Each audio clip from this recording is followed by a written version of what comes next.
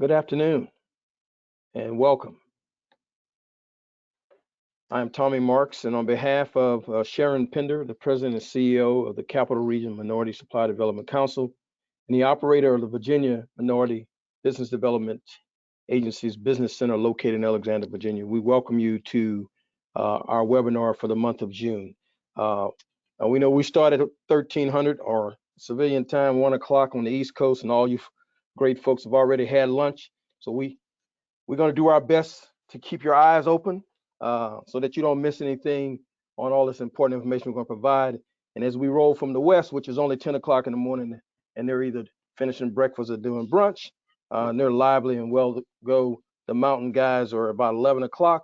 And then, of course, Central Standard Time out there in the great state of Texas, it'd be about noontime. So they're all sitting around eating lunch and probably having a nice libation or two. And so we're going to try to keep you excited and follow us through this about 50 minutes, if you will, where we've got two outstanding guests, one from the Corps, United States Corps of Engineers, and from the United States Marine Corps. Today we feature those two agencies, two organizations that provide requirements for their program managers, their soldiers, and their Marines in order to do their mission. And today's focus is, we're targeting the minority business community, and our panelists will discuss how their organizations are working to help MBEs gain access to government contracts, especially in light of all the new legislation and the executive orders that the current administration, the Biden administration, has put out since January 21, with a theme of, not a theme, actually a mission of increasing minority spend in federal contracting in order to help support mission requirements. So today I have with me Miss Elizabeth Walker, who is from the United States Corps of Engineers. And Elizabeth is the Associate Small Business Director. She was appointed to that position July of 2020, right at the height of COVID. And her role, she is the lead advocate, for small business programs, which includes minority businesses that are in the small business category, and establishment of the small business policy for the Corps of Engineers. And they have about $22 billion in small business spend annually, and which is about $8 billion of that is in prime contracts, and about $15 billion for small business and subcontracts. So, and she leads a nationwide team, and the reality is her footprint is worldwide, but Small Business Act, it really is within the confines of the United States, continental United States and its territories. And Elizabeth has folks in all of those places, in all those territories, in states and territories that are working both on, they have a military mission and a civilian mission. So we want to welcome Miss Elizabeth Walker. And then we have Mr. Austin Johnson, excuse me. Hi, Liz. Then we have Mr. Austin Johnson, who is from the Marine Corps. He is the Associate Small Business Director for Marine Corps Systems Command, and goes by AJ. AJ is an Army veteran, and I don't understand that, that last year, but I always tell people I still got to feed my grandkids, so it doesn't matter who I work for. So he left the Army and went to the Marine Corps. No problem, AJ. Being an Army veteran myself. But what I didn't say, Liz, excuse me, I call my daughter Liz, I apologize. Elizabeth comes from the Navy. So the reality is, we kind of, it's all covered here. And so what she doesn't know about the Army that she's learned in the last 2 years, she definitely knows what NAVFAC does. So again, welcome. So we're going to start off initially with Elizabeth, and she's going to talk to us about the Corps of Engineers, give us an overview of what they do, and then that'll be followed by AJ will do the same. Now, he was having some technical difficulties as we came on, so when she's done, if he's not here, don't worry, we still have something for you. Okay, Elizabeth. Thanks so much, Tommy, and thanks so much for the opportunity to be here. Always enjoy when we can engage. So I will do my best to keep you guys awake and energized as we kind of talk through the Corps mission. So as was mentioned, I've been at the Corps about 2 years, so I'm still kind of feel like I'm finally up to speed on everything that there is to know about the Corps, and kind of just some main takeaways that's kind of, if you've never worked with us before, I'll kind of cover some of that. And if you are currently working with us, some exciting things to look forward to, make sure you're keeping your eye on that we've been working towards. So the Corps is all across the total United States as well as overseas, and we're super excited to now see that FAR rule come into place, that we can start doing small business set-asides overseas. So we're working through internally right now how we're going to do that, but excited to kind of see that's going to be an area of growth even more in the future for small businesses. We operate out of all 50 states, and kind of just a structure-wise, we have field offices in almost every state. We call those district offices. And then all of those roll up into a regional area. We call those divisions. And then we have the headquarters, and that's where I'm at. So we have a small business professional at each one of those locations, and they are going to be experts at their respective location of everything mission going on. And so kind of just to give you guys an idea of what are the different missions and where would you fit in. So at all of our districts, there might be variance depending on the location and what work's going on. So you heard us talk about the Civil Works mission earlier. So on that side of the house, all the infrastructure money that's coming towards us, all on the Civil Works side of the house. There are some districts where that might be a majority of what they buy. So how the heck do you know where to find any of this information? On our website, we have an enterprise forecast. And so it rolls up every single one of our offices into one place. We purposefully keep it in an Excel sheet so you can sort either by NAICS, by office, by dollar value, what kind of acquisition strategy. So you're able to kind of pinpoint where do you want to work. And so also, if you're looking for some of that new infrastructure money on our Civil Works side of the house, we have work plans that are almost near same identical to forecast, but they're going to tell you what office is going to be executing the work, what's the project, and what's the anticipated dollar value. We're still kind of working through with all that infrastructure money that came timelines, because some projects may already be designed and some we may have to design, but that's at least going to let you know what office to engage with on the Civil Works side of the house, which you're going to find across the US. Then we also have the military operations, and on that side, that's more where we're doing our military construction. And so that can just vary based on what projects Congress authorizes for us for MilCons. So you're going to see some offices that do a ton of those and others that maybe less so. So on that side of the house, we can loop you in as well as seeing what has Congress authorized and where do we see going from there. Then sometimes we don't always know this as much, but we also have 4 centers of excellence. And so that's if your professional services, that's where we're going to be able to link you up. So we have HEXA, which is our Humphreys Engineering Support Center. They support all of headquarters activities. So anything, if my office wanted to buy something, they would be our arm that would execute it for us.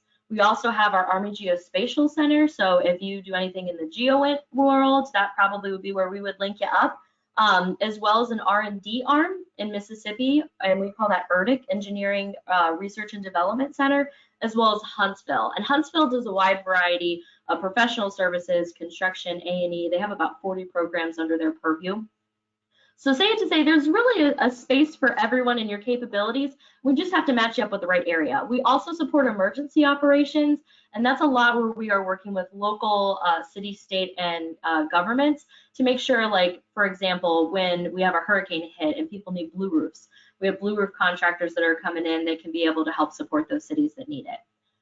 We are a fee-for-service organization, meaning we get a lot of requirements from other agencies that need help supporting construction requirements. So what does that mean? Sometimes we won't always know exactly what our workload will look like, because an agency could come to us tomorrow and say, hey, by the way, could you do this for us? So we do work on behalf of many of the other agencies, like the VA is definitely a big customer for us, and we do a lot of Air Force work as well. So that's just something interesting to keep in mind. But when we're looking at how are you going to work with us, All of the buying happens at our district level. So those field offices, that's where all the contracts are executed. No contracts executed at a headquarters or our divisions, which is a little different than NAFAC if you're familiar with NAFAC. So we want to link you up with our small business professionals at this locations to really give you that best in of being able to work with us and having the most detail. And I think that covers in the slides. Definitely feel free to check out. We have like our top 5 NAICS in there, as well as kind of like a map of who, what, when to kind of bring it in. One other area before I turn it back over would be how we buy. We use a lot of internal IDIQs. We call them SATOCs if they're single award task order contracts, and MATOCs if they're multiple award task order contracts. So you may find when you're trying to break into the core that there are sole source opportunities in the 8A realm, but it may also be worth checking into subcontracting of the IDIQs we already have in place. We definitely have a lot of resources on our website that can help you find the best way to go after those. All right, Tommy, I'll turn it over to you. I could talk forever, but don't want to take other people's time as well. Oh, no, that's great. That's great. In fact, Elizabeth mentioned about handouts. So in the in your webinar bar, there's a handout tab. If you open that up, there are 2 handouts in there. One's from USACE, which is the United States Army Corps of Engineers, and you can download those and save them to your computer. The other one is, it says APBI, and that's Advanced Planning Brief to Industry that the Marine Corps did, and that AJ has provided. And you can download that and have that as a keepsake. I don't know, did AJ make it back in?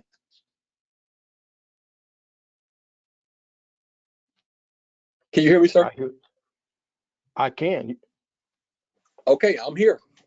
All right. So then next up is Mr. AJ from the United States Marine Corps Systems Command, and he will give you an overview of what they do and what they need. AJ, the floor is yours. Well, good afternoon, everyone. I hate to start off with an apology, but I'm having technical difficulties here at my agency. But I am excited. Thank you, Tommy, for inviting me.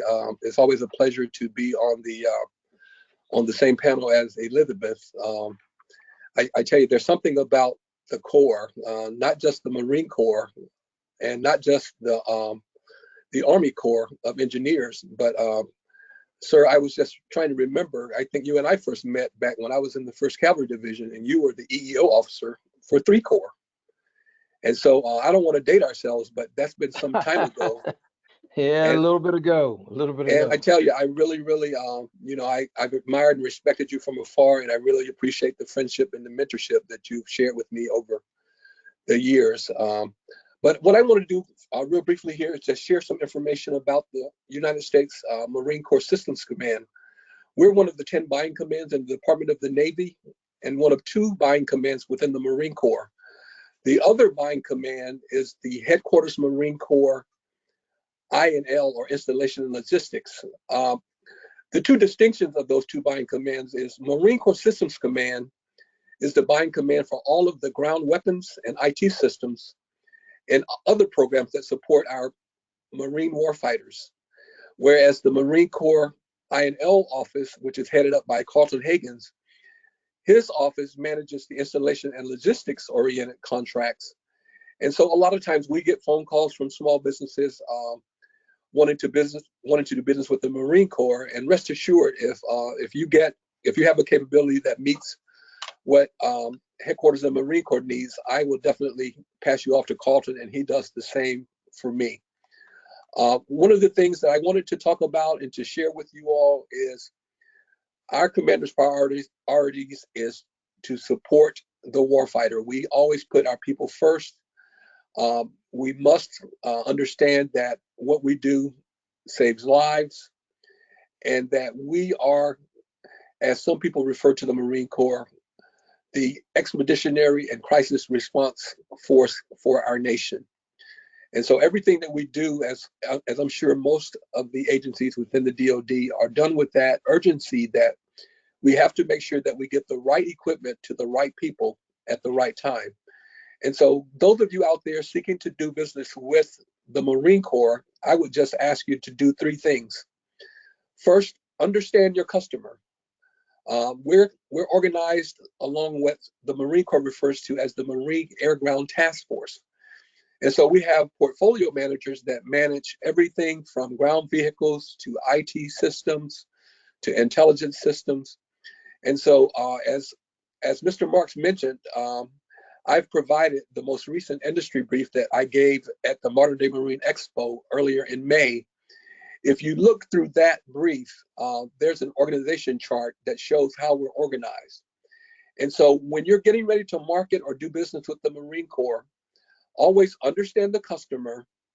And we want you to provide us with a solution, not just what you sell or what you do, but what it is that you can do to support a requirement, current or future, that we have. And then the third thing is just simply to show us how we can get to you in an efficient manner.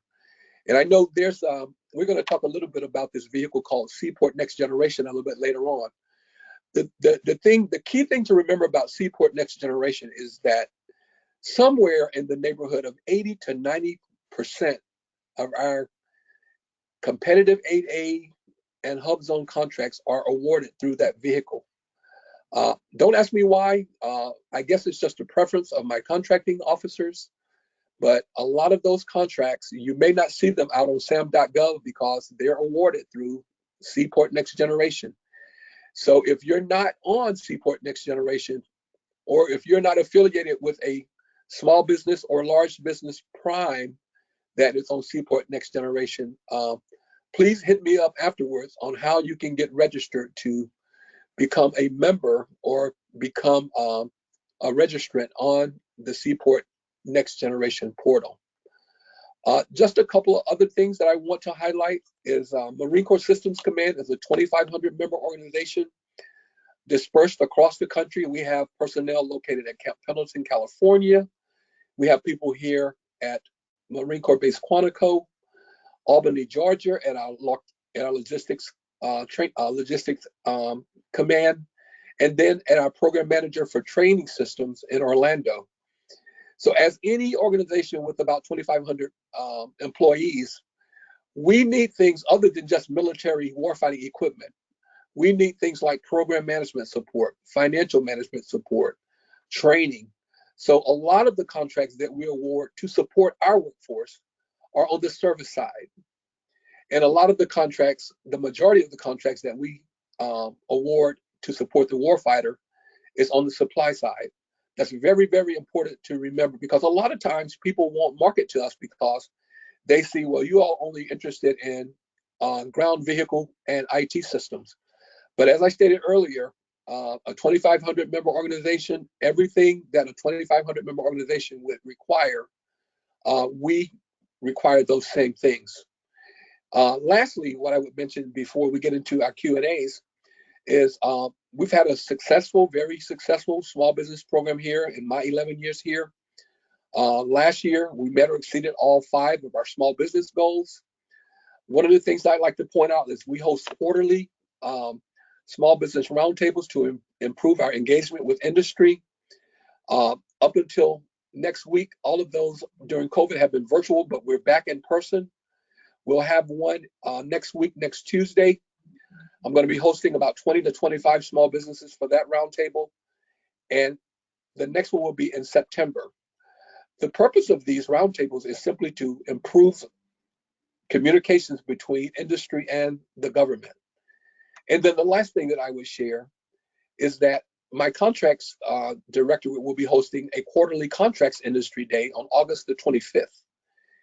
That announcement will go out on sam.gov. I would encourage each of you who are interested in doing business with us to go out and register to that, because that is when they drill down into the long range acquisition forecast that's posted on my website, by the way. They go down, and opportunities that are posted on that long range acquisition forecast, they will basically talk in detail to those requirements that are coming down the pike in the next quarter. Specifically ones that have opportunities either for prime or subcontracting to small business. And lastly, I would say we're improving our small business website. So please at least go out and visit it at least once or twice a month to make sure that you're getting the most up-to-date information possible. I always say, keep me honest. If there's something out there that's outdated, let me know. And then finally, we're engaging on social media. And so you can find me out on LinkedIn. My command has a strong presence on Facebook as well as Twitter. And so there are a number of ways to reach me. And so as you can tell, I'm like Elizabeth. I'm very, very passionate about small business. I love what I do. I love the people that I get a chance to do it with on a daily basis. So please, anytime you need information about Marine Corps Systems Command or just small business questions in general, please feel free to reach out for me. I'm going to stop it there and turn it back over to Mr. Marks. AJ, thanks very much. Very valuable information, and that definitely can be used.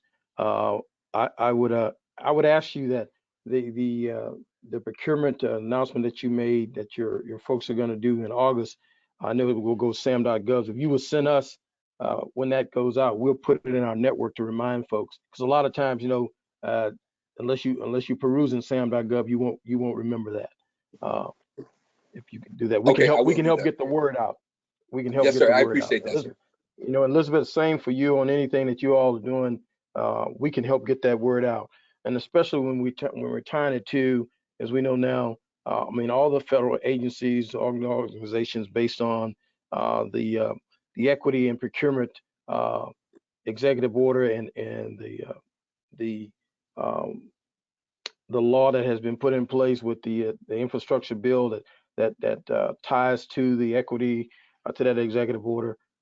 Agencies are all reaching out to try to increase the minority spend is the bottom line.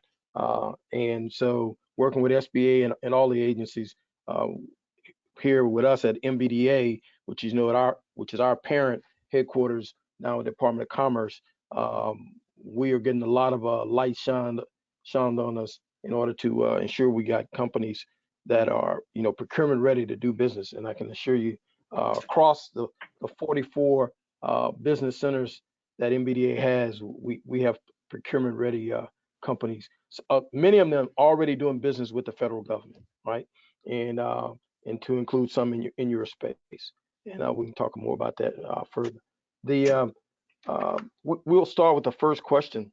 And Elizabeth, if you come on screen, we'll get started with that.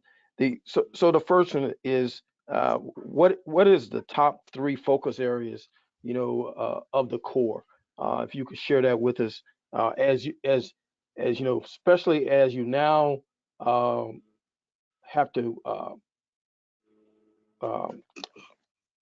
tie back to the OMB memo that came out, Right. and Executive Order 1395 with equity in procurement.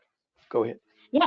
Yeah. Okay. So I wanted to mention earlier, forgot. So I think this is a good place to just define what's winning for our agency. And General Spellman from our agency, he's defined it. I've kind of adopted it and added on to it for small business. But his vision of winning for our organization is when we're finishing quality projects on time, within budget, safely. I like that, easy to understand, quick hitters. It's that's the answer to the test. When you're looking to work with us. And so what's success for our office? When we have small businesses that are completing projects on time, within budget, safely. So that's kind of how we've been looking at it. And we're actually really fortunate that when we've been chatting with General Spellman, so we know we have all this infrastructure money coming to us, somewhere, and then we also got some disaster relief money as well. So we're somewhere in between the 15 to $20 billion being infused with us. So what's the great part of that? It aligns really well when we're looking at advancing our federal equities, that we can see how can we line these up when the projects are the right fit. And we can do that now by getting out here, doing industry events, letting you guys know that we have projects that are coming down the pike, so we're prepared to do business with us. So I would definitely say from our standpoint, that's how we're trying to marry up what are our mission requirements, what does our agency need to do to be successful, and how can we infuse small business, especially minority owned, into those equations in a meaningful way, in a way that's going to make sense. And I will also just mention, because Tommy mentioned it earlier, that our subcontracting dollars are not to be you know, I think just not looked at. $15 billion is a lot of work out there that's available. And sometimes that might be the way that we're looking to get in, and you know, and we're looking to grow that. I mentioned we have a lot of IDIQs. So in some of these ways, how are we going to look to execute some of this money? Well, on the IDIQs we already have in place. But we're also now having to look at how can we structure these future IDIQs to make sure that we have 8A set-asides, to make sure we're using reserves. So that's kind of the way that we're infusing them. Of course, you know, I think when you look to strategy, you know, we're very much following the Army's people readiness, partnerships, modernization when we're looking at that. But kind of just like, what does that actually look like for the Corps mission? Okay. No, thanks very much. That is definitely, you know, the you mentioned about the 17 billion in the infrastructure bill, which is, you said, is additional money than what's already allocated to, appropriated, I should say, to the Corps to do their mission. And about 109 million of that 17 is for construction backlogs that you all have. And I have to say, you know, having served in the Army and understand what the Corps does, when we talk about how to follow the money, Elizabeth mentioned this earlier when she, in her opening, that money, the mission and the money really is at the district offices. So, you know, for those folks, us in DMV, Baltimore, right? Big district office is, and if you're not aware of them, you really need to learn about them and how and what they do and the things that they offer. But you can go to the Corps' website. There's a map there that will show you where every one of those district offices are. And you know, another one in Virginia, Norfolk is a big district office down there. So those are the places that we got to really get learn and understand, because that's where the flow of the money. Even when you get to the FEMA side of the house, FEMA does not award contracts. FEMA, I mean, they do for their internal stuff, but in a disaster, that is, FEMA is opening the gates to flow money down to the emergency management offices of the states, which the Corps works hand in hand with. And we learned that during the pandemic when, in the first 2 weeks of when that national disaster was announced. Okay. Elizabeth, thanks. Stay on. You don't have to go off. This question is for AJ. AJ, and you kind of led into this. Seaport Next Generation, which is a go-to contract for MPEs to get access. What are the services? What services do they cover, and how do we get access? That's Okay, that's part one, and I'll wait till you answer. And there's a second part to the question. okay. Great. That's a great question, and I get asked quite often. The Seaport Next Generation, it started out as Seaport E, and the Seaport E, the E was just for electronic. The Seaport Next Generation is the second or third iteration of Seaport, and even though it's been around the Navy since the early 2000s, we did not become a participant in Seaport Next Gen until 2012, which was the year after I got here to the small business office. And for those who may not be familiar with Seaport Next Gen at all, Seaport Next Gen is just an electronic platform for acquiring support services in 23 different functional areas. And those areas include engineering, financial management, program management, and not only do Marine Corps Systems Command use it, my colleagues at NAV Air, NAV Sea, NAV War, NAV FAC, as well as NAV Sup and ONR, they also use it. And what we do is we actually compete not all of them, but most of our service requirements among over 1,800 Seaport Next Generation IDIQ multiple award contract holders. And the reason I have to explain that is when you go out and register to become a contract holder, a MAC contract holder on Seaport E, you're not winning a contract right at that moment. It's kind of like when you go out and get a GSA IT 70 schedule. What you do is you become eligible for those contracts, those GWAC type contracts. And so there's rolling admissions twice a year. July, which is going to be coming up next month, I would be looking out to see if I could get on to Seaport Next Generation. The registration process is somewhat, it's kind of like the SBA. They've accelerated the process during COVID. It used to take about 6 weeks. I'm thinking that's been cut in half, but don't quote me on that. But the rolling admissions is in July and January. And so for anyone who is not successful, if they try to enroll next month and they're not successful, there's probably going to be about a 6-month wait. So if you're interested, I would definitely encourage you to get on and compete for some of those competitive 8A contracts, those hub zones. We do award SDVOSB and women-owned contracts through Seaport as well, especially economically disadvantaged women-owned small businesses, because here again, Seaport Next Generation is a primary vehicle that we use for services contracts. Services, always remember that. And I think I'll wait for the second part of the question. I don't want to get ahead of myself. So the second part was, what other vehicles besides what you just talked about should MBE be aware of in order to do business with the Marine Corps? Because here's what we know, and we haven't. The three of us haven't mentioned it at all. Category management has driven a lot to the way the government does business, and in these best-in-class contracts like Seaport Next Generation, or even maybe one of the MATOCs that the Corps has been established as the best-in-class vehicles. And the reality is, what we know is that the path of least resistance is for a contracting officer in order to use a vehicle that's already established, instead of establishing a brand new contract. And that has become a tool that you need in your toolbox. So what other vehicles, AJ, that are out there that you all deal with? The other vehicles, particularly for IT related requirements, is NASA SOUP 5. Here again, that 5 indicates that we're on the 5th generation of NASA SOUP, and of course everyone knows what NASA stands for, but SOUP is basically a Source Enterprise-Wide Procurement Vehicle. So we award a lot of IT related contracts through NASA SOUP, GSA IT Schedule 70, GSA STARS 2. There also are a number of small business set-asides outside of Seaport, as I mentioned earlier. And of course, we still do about 80% of our contracts that are not set-asides are, of course, synopsized on SAM.gov.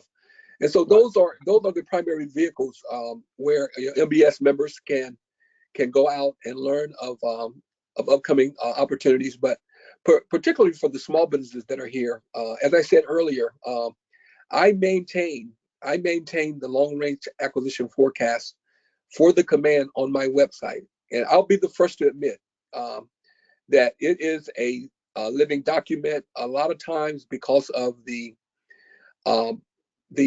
challenges that we have each year with getting a budget approved on time, a lot of times some of the things on the forecast, when we're projecting them to be awarded, they may be late because the funding haven't arrived, and vice versa. Some of the things that are on there may have been awarded because they just got in under the radar, maybe in the previous fiscal year, when we may have gotten some extra dollars in the month of September. Which, by the way, I just learned yesterday that because the budget, this year's budget, was approved in the second quarter, that and I've been clear to tell this to all of my small businesses out there, is expect an influx of dollars in the fourth quarter of this year. Because for all of us that's been around the government for more than a day, we know that when you have dollars to spend within a fiscal year, if you don't get it spent, if you don't get it obligated, then you're looking at a budget cut for the next fiscal year.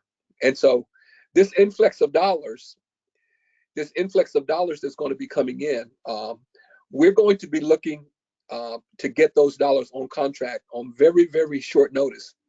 Now one thing I don't know about, I don't know about the Army and Air Force, but one thing the SecNav has already put everyone on notice about is just because we have all this money coming in, he doesn't want us to take the path of least resistance and just think that we're going to be able to reach out to ANCs and tribal AAs, those categories that are easy to get to, because that's gaming the system and that's not being fair to the other categories out there, particularly your other SDBs and your women-owned small businesses, as well as your hub zones. And so what I'm trying to encourage my contracting teams to do now is start thinking ahead, start planning now to get things ready to award when the dollars come. Don't wait till the dollars to get here and then say, oh, I got to spend this 100 million. And start thinking and start being proactive right now, because my fear is that if they wait until the last minute, some very, very deserving small businesses are going to get edged out. Right. So Elizabeth, same questions, if you don't mind, based on, because I kind of see what you all do internally, and you mentioned about your MATOCs and SATOCs. Yeah, and definitely wanted, I failed to mention, I'm glad you kind of brought up category management. So last year, shortly after I got here, we do have a couple IDIQs that are best in class that kind of preserve our way of life for doing that.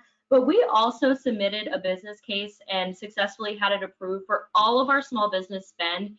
And the reason we put that in is that we wanted to make sure the way we do business today, whether that's a job contract specifically at a district office, because we want to we don't want to regionalize that. We want to maintain our industrial base. We want to make sure we have multiple opportunities for small businesses. We submitted that business case to help protect us for now and in the future, saying that, you know, the way that we do business today is the way that we foresee and want to continue to be able to maximize our industrial base, you know, as we're trying to look at, you know, what can we do to stop the decline, you know, or even just see a halt, that we're going to need these type of practices. They give us tier 1 credit, so, you know, technically it's categorized dollars, but it still gives us the flexibility to work with small businesses in a way that makes sense for them. So we were successful in doing that and kind of see that being our way of life in the future. It definitely, though, IDIQs are our way of life here. Like you mentioned, I kind of think of it like, you know, water goes to the easiest source when it falls, but like we have to think of the same thing when we're trying to buy something. You know, a contracting officer is going to pick it up and say, what's, you know, the fastest, easiest, I'm going to still get competition, and I'm still going to get great value out of it by getting capable contractors. And for us, that is with a lot of IDIQs. And something new I kind of just want to throw out there. So we now have an enterprise internal system where we can look at any IDIQ all over the Corps. So if you currently have an IDIQ with the Corps, you may be able to market that to other district offices. So if you're trying to get yourself out there, maybe you're working in Charleston and you've really been trying to break into Baltimore, use that to your advantage. So we are able to look and see if the scopes match and if we can borrow capacity across the board, which I think will be a game changer for small businesses, because our folks are looking at that now to say, hey, before you're going to an unrestricted MATOC, have we looked at all of our small business vehicles across the Corps to see if we can utilize any of those before we're looking to go unrestricted? But the other thing I would mention too is, like, we are really, really pushing reserves. And so expect to see that on a lot of our vehicles. So like we're starting to pull down data. About 40% of unrestricted actions go to small business. Small businesses win that. And so we're using that to show our leadership, like, holy moly, look at all these capable small businesses that are not only competing on set-asides, but they're competing in the full and open environment, and they are beating out the largest. And so that's showing us that, you know, we're building that capacity for the future that can take on those larger projects. So I just want to put that tickler out. Do not let that scare you when you see those full and open, because we are seeing small businesses win a lot of the time. I appreciate it, Elizabeth. So the SAMI conference, can you talk to us about that and what the importance of that is in the industry, and where's the next one? Yes, oh, I'm so glad you brought that up. Okay, so this is our biggest event of the year. If you know what like the Gold Coast is for the Navy, that is what the equivalent is for USACE. We bring every single small business professional from every single district So if you ever wanted to catch all of us in one place, it's going to be at the Sammy Small Business Conference. And so the additional value to that, we typically bring on average maybe like between 250 and 350 people. So you're getting access to program managers, you're getting access to all of our commanders. They're giving business line briefings to show you what is our mission set in different areas like vertical construction, horizontal construction, what are the opportunities coming out for the year. But then you're getting to meet with us one-on-one in one place. So I would say that that is our, they call it our Super Bowl. That's what we call it internally, where you're catching all of us in one spot. The next one's going to be in Nashville, and that is 2 through 4 November. So hope to see you guys there. Okay, thanks very much. Alice, Claudia, any questions in the chat? Yes, good afternoon, Alice Williams. These 3 questions are for the Marine Corps. The first question is, does the Marine Corps use FedMall as a contract vehicle? I've tried to pitch that to my contracts teams for several years now, and for some reason it just hasn't caught on. So the short answer is no, but I would not rule it out. We have just today we have a new commander coming in, and he is a former senior military assistant to the Assistant Secretary of the Navy for Research, Development, and Acquisition. And so I can envision him bringing a lot of the energy and passion that our SecNav has for small business to the command. And so at this point, I would say all options are on the table. Speaking of FedMall, there's another vehicle out there I know that's really, really popular in the Army and Air Force called OASIS. We haven't done a lot on OASIS, and I get a lot of questions from small businesses about that. That's another vehicle I would like to see utilized here within the Marine Corps Systems Command as well. A vehicle called ITAS. I'm not as smart on it as I should be at this point, but I think it benefits all of us to open ourselves up to as many vehicles out there as we can. And so, like I said, the short answer for FedMall is not right now, but as they say in the Army, wait out. Thank you so much. The next question revolves around supplies. I heard you mention that a lot of your items are purchased through service contracts. The question is, does the Marine Corps have requirements for pallets? The pallets are usually awarded through Headquarters Marine Corps INL, Carlton Hagens.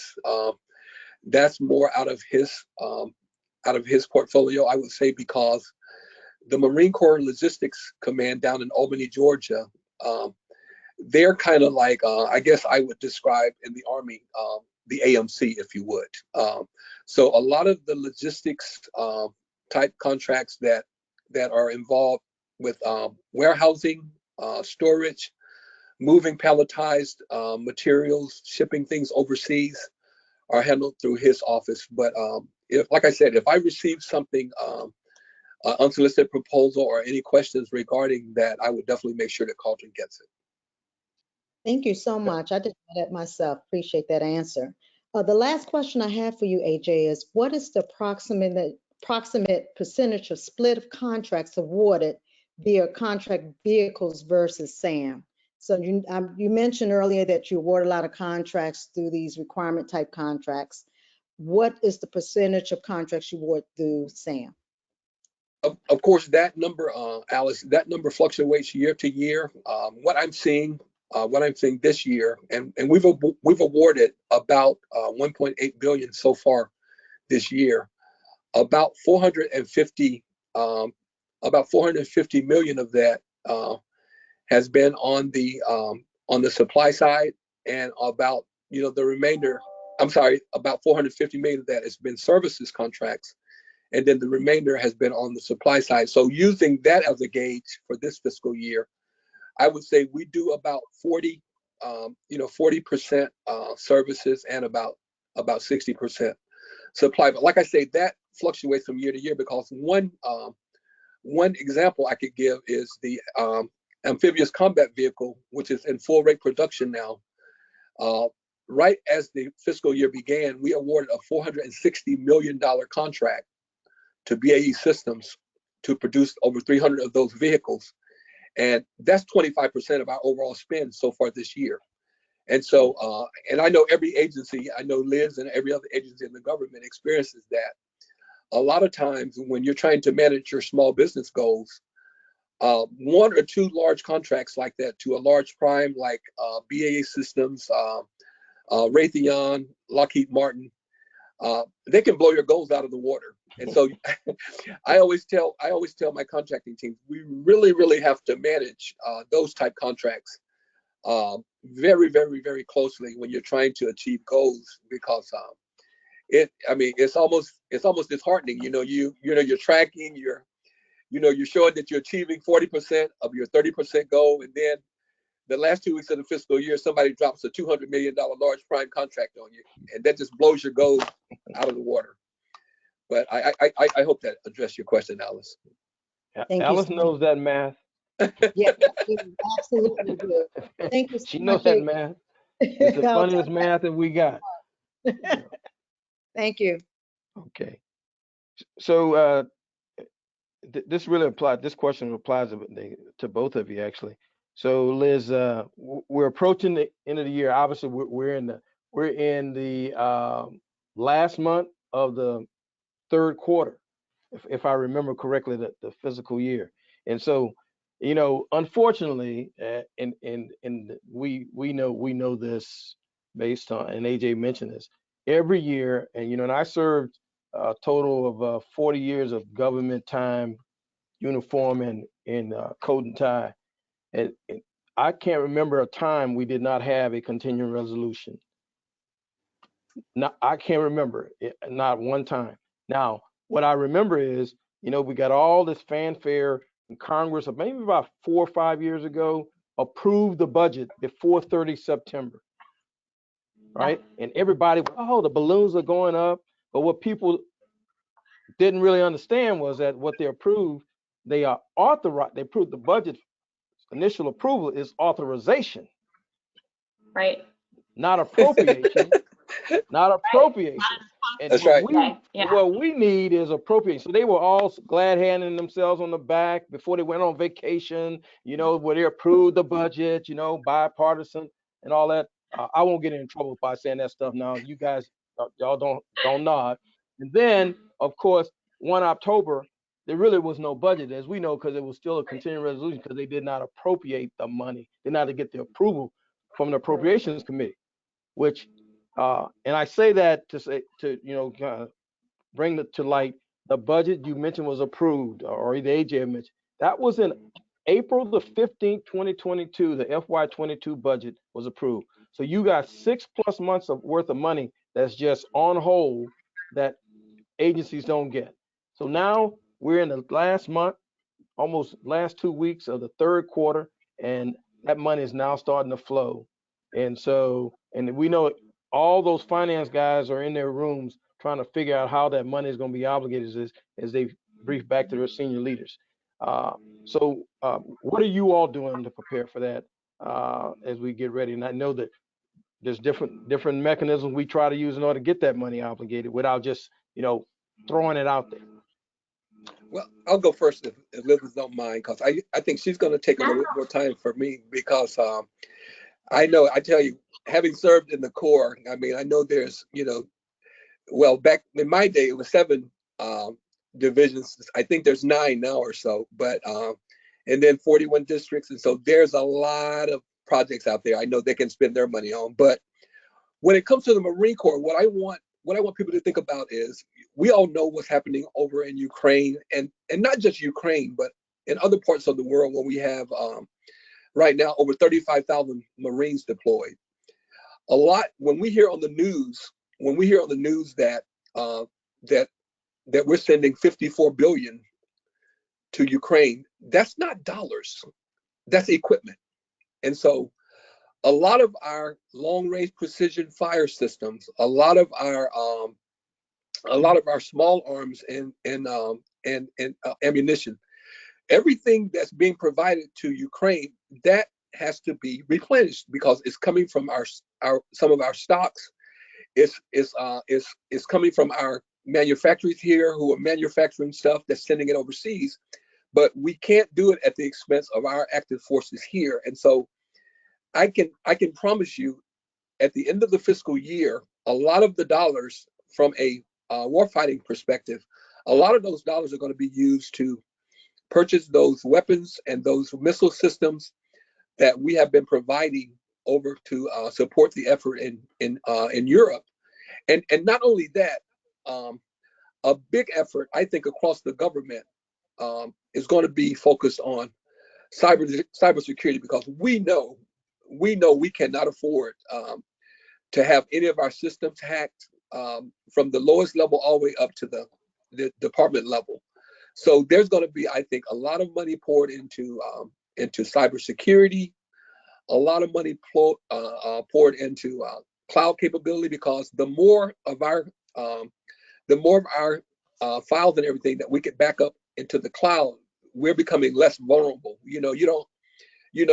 With a lot of us teleworking over the last couple of years, we're putting a lot of pressure on our VPN and other networks to keep our work files secure. And so I can see money being spent on that. I can see money being spent on next generation SATCOM. We're always trying to get things lighter for our Marine warfighters. So lighter body armor and plates, cold weather and flame resistant fabrics for uniforms, just a number of areas. But the main area, for those of you who have never been to Marine Corps Base Quantico, we're constructing an 18,000 square foot wargaming center here, and it's scheduled to be completed in early 2023. And so if you think about a wargaming center, a simulation center, all of the hardware and software and gaming and all the other equipment that has to go inside there, those contracts are going to be solicited here within the next 6 months to a year. And so I would be on the lookout for those as well. And so there's going to be a lot of activity in the next quarter, both spending dollars as well as trying to project what we're going to try and acquire in FY23. I think particularly everyone knows that this is an election year. This is we have the midterms coming up, and so there's going to probably be some budget battles leading up to the midterm election. But once the dust is settled and whoever is in control of the House and the Senate, either one of them, no matter which party wins, they got to get a budget done sooner than April of next year. Because if not, we're going to be behind the 8 ball. Yeah, well, we're gonna see. We'll see for sure when that comes up. But we're gonna pass that baton to Elizabeth right now. Yeah, thanks. Yeah, hopefully, and for us, it's especially hard because we're under a continuing resolution. We can't do new starts, and construction is new starts. So it really severely impacts us in some of those areas. Now, sometimes this other money we're getting is through different channels, like the infrastructure money and the disaster relief money, and it's not tied to the same channel, so we can start working on those. So, in one respect, we're trying to hire more people internally because you can't plan to execute like $18 billion of work with your same workforce. You need more people. So I say that to just say, when you see, that kind of gives you some insight of like, where are we today in the story and what should you expect? And kind of back to that, in my head, how can I get this out? I have all this workload. I have only X amount of staff, and how am I going to be doing that? So definitely we're going to use 8A sole sources at the end of the year. We always do. The district level would be the best way to find that. My advice would be, how do you get in now? So start looking. We're about to do our second update to our forecast probably within the next 2 or 3 weeks onto our website. But there is nothing to say right now. Find the district either that you're closest to, meaning you think you could perform work well in there, you have past performance that aligns with what the mission is there, or you see specific items on the forecast that you're going to go after. I wouldn't try to tackle all of the Corps. I would say find one district, focus your efforts on that.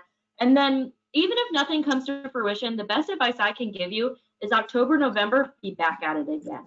Because sometimes they may have trusted contractors when it's like September 15th that they already have work with that they might lean on. But that doesn't mean like your next place in the door is that October, November timeframe to say, can you give me something small I could try out so you get to know me, you know that I'm a capable contractor, I'm going to help you meet that definition of winning. So then when September comes around, I am one of those trusted contractors that you know can deliver. So when you have those last minute, like I won't lie, when I worked at NAFAC, I on September 30th every single year would have to do some sort of like 8A in one day, or September 29th. It would always happen. And in those times, you may have to lean on someone you know can answer the mail for you that day.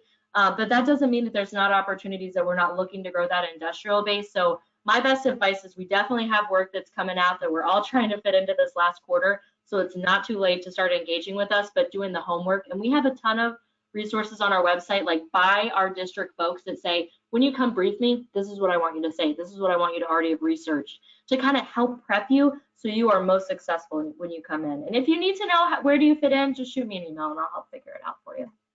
Elizabeth, great information. In fact, one of the things she alluded to it and then mentioned, when you talk about the Corps of Engineers, they actually operate off of two types of money. Okay, they get appropriated some money, but they do working capital fund is what it's called. And what that means is people like the VA, all these agencies she mentioned that they do work for, those folks bring the money for the Corps to do the work, and that's part on the big, especially on the civil side of the house, is working capital fund. So they have to go out and find work if they want to survive, if you will, and they do a great job at that. And they charge you a little stipend for doing that work on top of what the cost is, just a little. I learned that when I was in this second party over in Kuwait, working with the Corps. I mean, I didn't get charged, but all those people I was bringing to them, I think it was like 5 or 10% on top of that.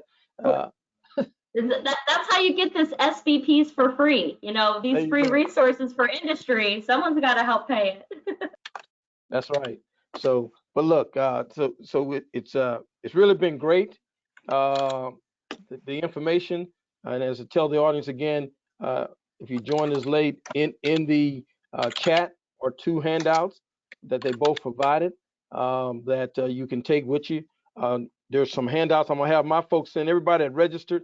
You'll get a handout from Claudia Barrera that talks about the State Small Business Credit Initiative, and that is $10 billion pot of money that Congress appropriated that was initiated by President Obama, and President Biden added to it. And it is access to capital designated for small businesses, small and minority businesses. And every state got an allotment. Maryland got 198 million, Virginia got 230 million. And if you're from other states, this handout that Claudia will send you has it by state. But you can contact either your economic development agency at the state level or the small business office. Those are the ones that had to provide Treasury with a spending plan, a distribution plan on how they're going to use the money. And the other thing is we'll send you a copy of the infrastructure brief. It actually lays out by agency how much money, and Elizabeth mentioned about they're getting an additional $17 billion for emergency, helping with on the emergency management side of the house. And this money is really over a 5-year period that's coming out. The whole infrastructure bill is based on a 5-year period. It lists again the money by agency, and they work all the way down to the governors and mayors of cities that are part of this infrastructure bill on how to follow the money and how it's distributed. And so those are not in the chat, but we got your email addresses if you gave us the right one when you registered, and my office will send those out to you. Again, we want to thank you for joining us. I thank my 2 colleagues for their time, and we know they're busy, and to share with you and with us what's happening in their areas. Again, thanks Elizabeth, thanks AJ for supporting us. Thanks so much for the opportunity. All right. And to my Graybo team, thanks very much for another outstanding webinar production.